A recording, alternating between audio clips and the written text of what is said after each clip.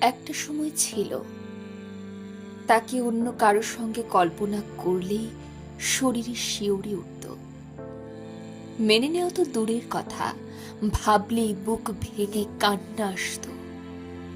অদ্ভুত এক নীলচে ব্যথা ভরে থাকতো ভেতরটা।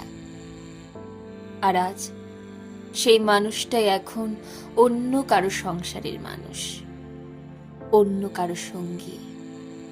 তাকে অন্য কারো সঙ্গে সাজতে দেখলাম, তবু ভেতরে কোনো ঝড় উঠল না।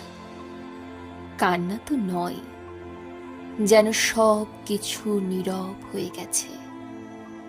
মনে হলো এটাই বুঝি হওয়ার ছিল। নিজেকে আজ অচেনা লাগছে। আমি এমন হয়ে গেলাম কবে? গতরাতে অনেক চেষ্টাতেও এক ফোঁটা চোখের জল বের হলো না।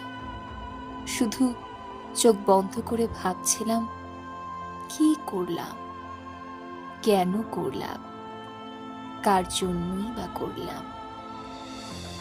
মাঝে মাঝে শুধু একটা দীর্ঘশ্বাস বেরিয়েছে, এর বেশি কিছু না। এমন কেন হচ্ছে?